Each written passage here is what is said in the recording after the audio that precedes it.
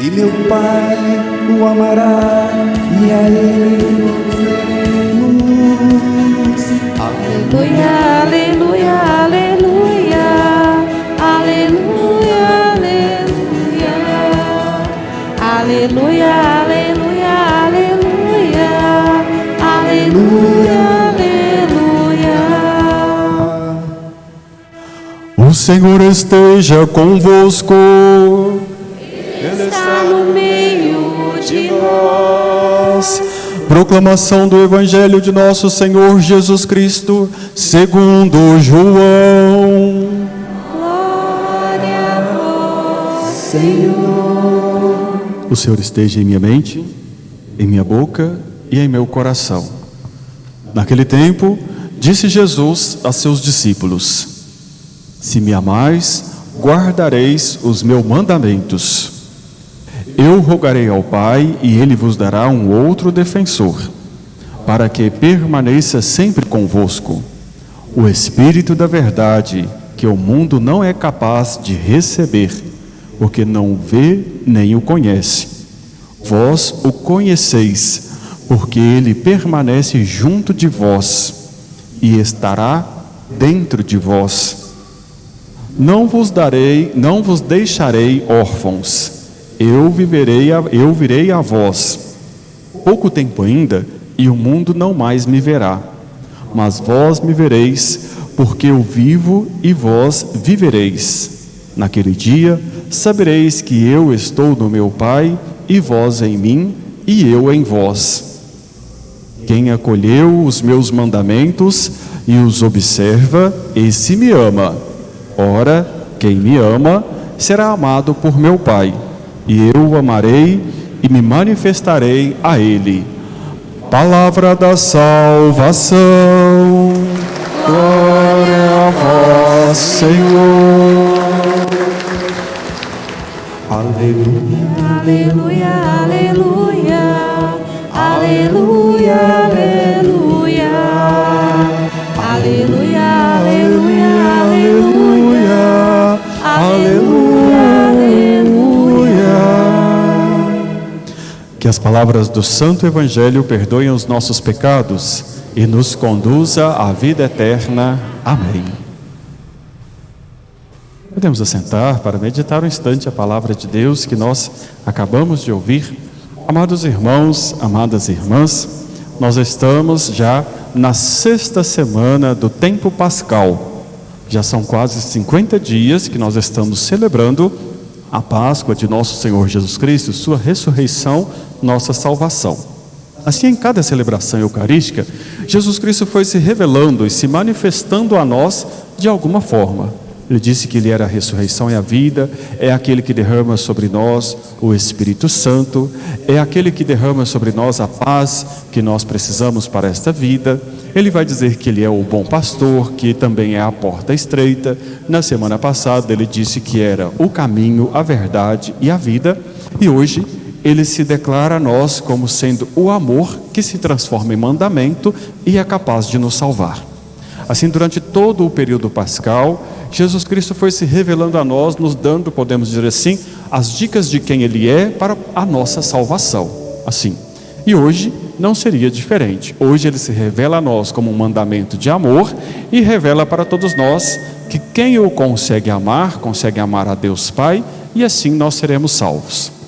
Na primeira leitura do livro dos Atos dos Apóstolos, já dizia aqui nas outras celebrações, escrito por São Lucas, o evangelista, escreve logo após o Evangelho, lá pelo ano 55, 65 depois de Cristo, escreve o livro dos Atos dos Apóstolos para contar quais foram as atitudes dos apóstolos após a ressurreição de Jesus, que não foi uma atitude de medo nem de covardia, mas foram atitudes de acreditar naquele que morreu na cruz para perdoar nossos pecados e ressuscitou para a nossa salvação. É assim que na primeira leitura do livro dos Atos dos Apóstolos, Felipe vai até a região da Samaria para lhe levar uma mensagem de salvação para aqueles povos. A região de Samaria, nós meditávamos durante a Quaresma, é uma região que foi dividida do Império de Israel, e o Império ficou dividido em dois. Porém, a capital Samaria ficou com uma parte do reino e Jerusalém ficou sendo a outra parte.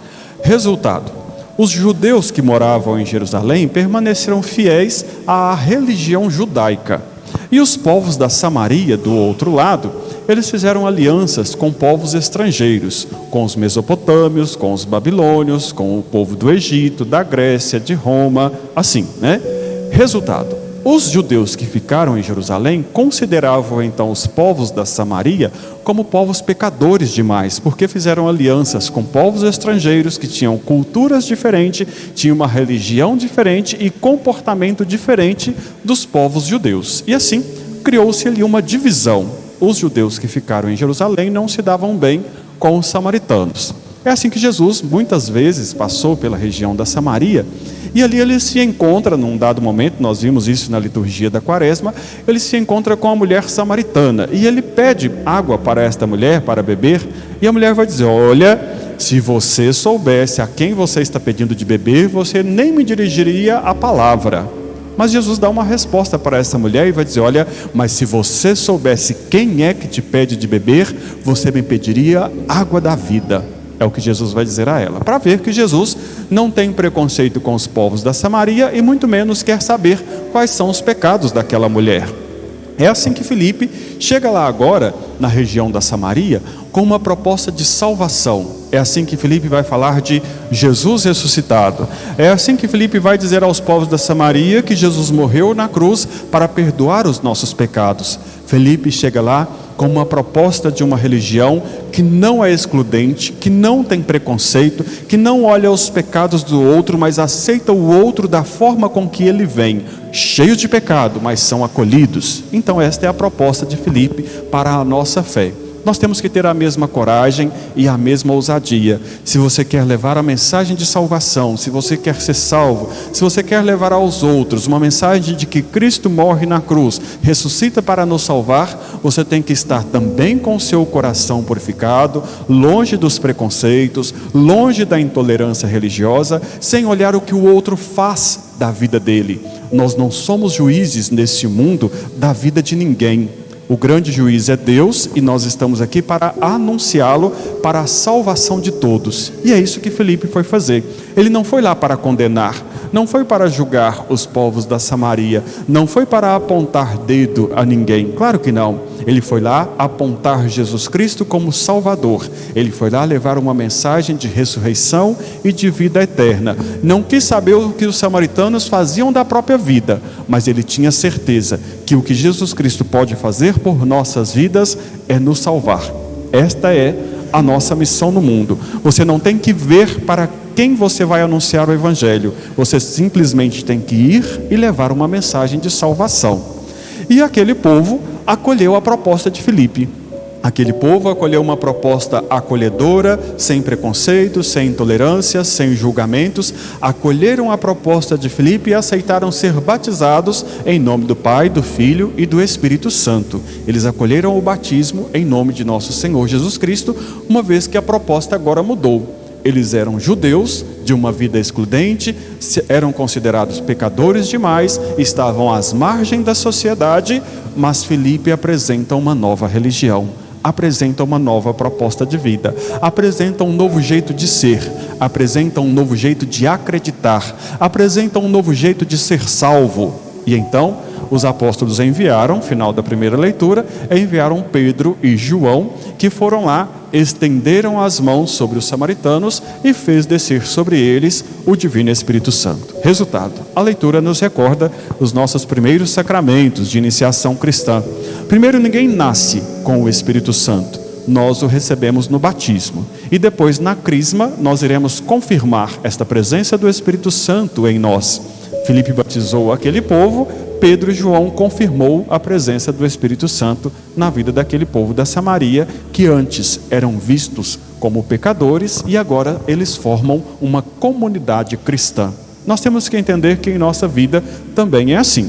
Se nós estamos aqui, se nós pedimos perdão, o que é que nós estamos declarando? Que nós somos pecadores e precisamos da morte de Cristo na cruz e de sua ressurreição para sermos salvos. Foi o que fizeram os povos da Samaria a partir da pregação dos apóstolos. Então, Pedro, agora, na segunda leitura, para nós, ele vai justamente declarar o que aconteceu com os povos samaritanos. Ele vai dizer, olha, Jesus Cristo morreu pelos pecadores, e assim ele morre também pelos justos. Por que Pedro está dizendo assim? Porque os judeus de Jerusalém se consideravam perfeitos demais, se consideravam sem pecado, sobretudo os sumos sacerdotes, e acusavam os samaritanos de serem pecadores. Então o que Pedro está dizendo? Jesus Cristo morre na cruz por quem se considera justo e por quem se considera pecador demais. E ele vai dizer, olha, então assim Jesus Cristo morre, mas também ressuscita para dar a todos no mundo inteiro uma oportunidade de salvação. Isso porque, povo de Deus, Jesus Cristo não é exclusividade de ninguém. Jesus Cristo não é exclusividade da Igreja Católica, assim como não é exclusividade das igrejas evangélicas. Jesus Cristo não é exclusividade do judaísmo, dos povos antigos, nem muito menos dos apóstolos. Jesus Cristo é o próprio Deus que pisou esta terra para a nossa salvação. E retornando para Deus, Ele abre para todos a oportunidade de salvação e entrar no reino dos céus. Podemos dizer assim, Deus já fez a parte dele. Qual que era a parte de Deus? Enviou o seu Filho Jesus Cristo, que morreu na cruz para perdoar os nossos pecados, ressuscitou para dizer a todo ser humano que a vida humana tem salvação. Então Deus fez a parte dele. Agora, qual é a nossa parte? Anunciar que Cristo morreu por causa dos nossos pecados, ressuscitou para abrir para nós as portas do reino dos céus, seguir um caminho e anunciar este caminho de salvação, e aqueles que acolherem a fé serão salvos, mas não somos nós que iremos salvar, vai depender do caminho que cada um trilhar e de acreditar.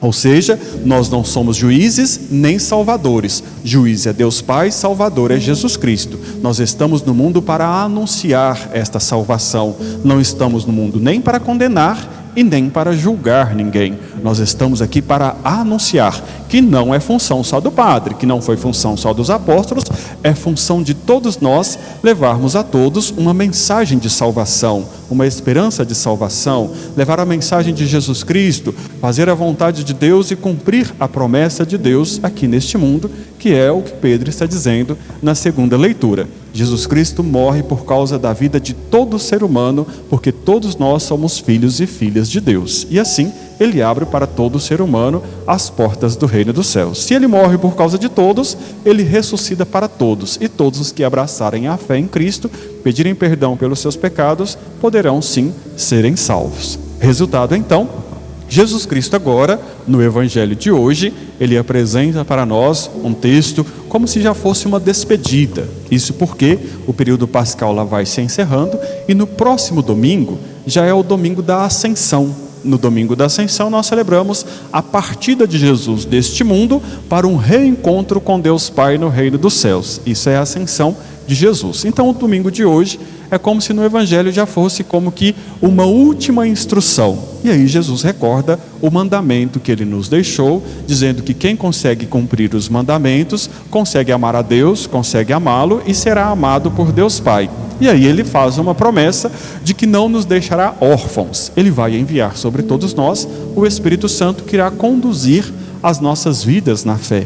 Ele retorna para junto de Deus Pai e nós ficamos na presença do Espírito Santo, que garante o que para nós? O Espírito Santo é uma das pessoas da Santíssima Trindade. Pela presença do Espírito Santo em nossas vidas, é garantida em nossa caminhada de fé a presença do Pai, do Filho e do Espírito Santo para a nossa salvação, para um reencontro no futuro, no dia do julgamento, no último dia, para garantir este reencontro com Deus. É preciso se deixar guiar pelo Espírito Santo. E por que ele diz, Jesus diz, que vai ser um novo defensor? Na Sagrada Escritura, o Espírito Santo é chamado de Paráclito. Paráclito significa advogado ou defensor. Não somos nós que iremos nos defender no dia do julgamento diante de Deus. Não é você que vai chegar diante de Deus e falar: Deus, eu fiz isso, pedir perdão por aquilo, aquilo e aquilo. Claro que não. O Espírito Santo que habita a sua vida, e cuidado agora, Ele te conhece e Ele não vai mentir para Deus Pai, que é o juiz. O Espírito Santo apresentará para Deus no dia do julgamento toda a sua vida. Não vai ser as suas palavras, não vai ser o seu conhecimento, não vai ser só no jeitinho brasileiro, vou contar só essa parte aqui para Deus, essa parte aqui vai ficar escondida. Não vai ser. Não vai ser igual a criança que bate e esconde a mão. Outro dia eu estava vendo um vídeo da criança brincando com o coleguinha, e ela foi, bateu, escondeu a mão, fugiu, a mãe chegou lá, a criança está chorando e queria saber o porquê. Por que a criança está chorando? Não aconteceu nada? Então não vai ser assim. O Espírito Santo nos conhece porque Ele está presente dentro de você. Ele conhece a sua consciência. Ele sabe por onde você andou. Ele sabe do que você falou. Ele sabe o que você pensou. Ele sabe o que você expressou nesta vida. Ele sabe dos seus sofrimentos. Ele sabe das suas alegrias. Ele sabe das suas decepções. Ele sabe dos seus pecados. Mas é claro que o Espírito Santo não vai te julgar. Ele vai te apresentar para Deus. Aqui está esse seu filho que fez isso, aquilo e mais isso desta vida, pediu perdão por isso, por aquilo e por aquele outro em sua vida. E assim ele vai ser a sua defesa no dia do julgamento. Mas ele te conhece. Ele sabe o que você faz da sua vida. Não há nada que fica escondido diante do Espírito Santo que ilumina os nossos passos, ainda que seja feito diante das trevas deste mundo. Mas o Espírito Santo estará lá com você no dia do julgamento. Assim, resultado então, Jesus Cristo vai dizer que este Espírito Santo é o nosso defensor, não é o julgador, não é um advogado de acusação, claro que não, ele é o seu defensor, e é preciso fazer de tudo e mais um pouco para podermos caminhar nesta peregrinação na fé para o reino dos céus, caminhar sob a luz do Espírito Santo. Caminhar debaixo das bênçãos de Deus e na certeza e na esperança de que nós encontraremos o dia da salvação e não o dia da condenação. Resultado, Jesus Cristo está meio que se despedindo de nós no Evangelho para poder dizer a todos que agora a responsabilidade é sua. Ele confiou em nós e agora Ele quer dizer, agora é a vez de vocês todos fazerem o que Filipe fez, levar por toda parte, sem preconceito, sem intolerância religiosa, sem olhar o que o outro fez da vida. É a vez de vocês levarem uma mensagem de salvação. É a vez de vocês dizerem que Jesus Cristo morreu para perdoar nossos pecados.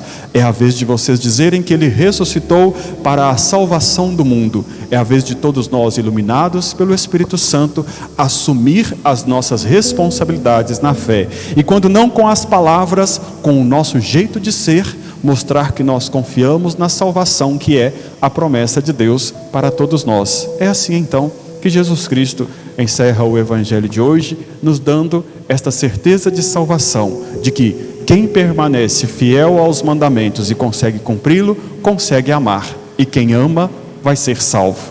E hoje, celebrando aqui também o segundo final de semana do mês de maio, nós recordamos todas as mães que participam do projeto de vida de Deus ao gerar todos nós aqui reunidos, porque se nós estamos aqui, nós somos escolhidos por nossas mães, nós não somos frutos de um aborto. Nossas mães escolheram nossas vidas, nossas mães escolheram nos gerar, nos amamentar, cuidar de nós, segurar nossas mãos, nos ajudar a atravessar a rua, nos ajudou a defender dos perigos da vida. Nossas mães nos ensinaram a andar, a falar, a conversar, a alimentar, nos ajudaram a crescer.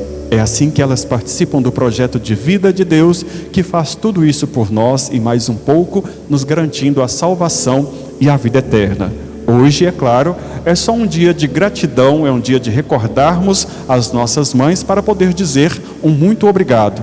Mas nós temos que ter uma certeza: Dia das Mães são todos os dias do ano, porque a nossa vida não é só um segundo final de semana do mês de maio, claro que não. Nossas mães geraram uma vida que é enorme neste mundo e que alcança a eternidade junto de Deus. As nossas mães hoje, claro, fica a nossa eterna gratidão e que elas estejam debaixo do manto de Nossa Senhora do Rosário, receba a sua intercessão.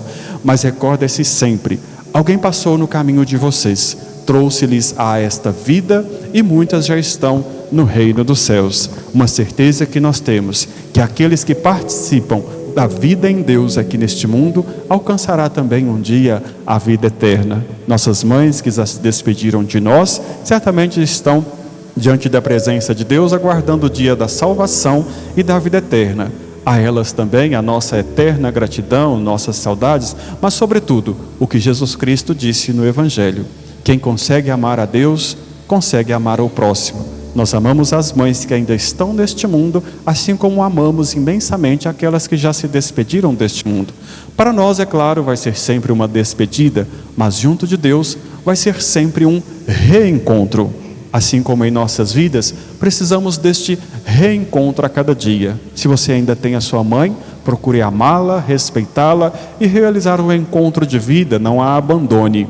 Mas se a sua mãe também já se despediu desta vida terrena, a certeza que nós temos é que esta assembleia que se separa na tristeza vai se reencontrar um dia na salvação e na vida eterna, e por lá nós teremos a certeza deste reencontro de mãe.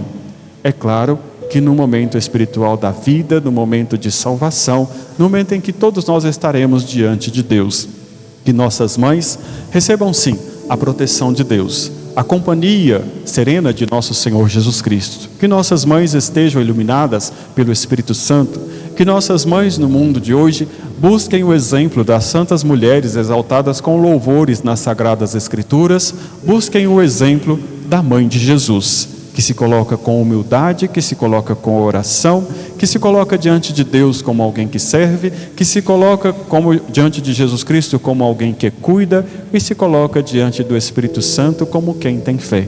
Que nossas mães no mundo de hoje possam ter a certeza da presença de Deus em suas vidas para um dia poderem alcançar também a salvação e a vida eterna.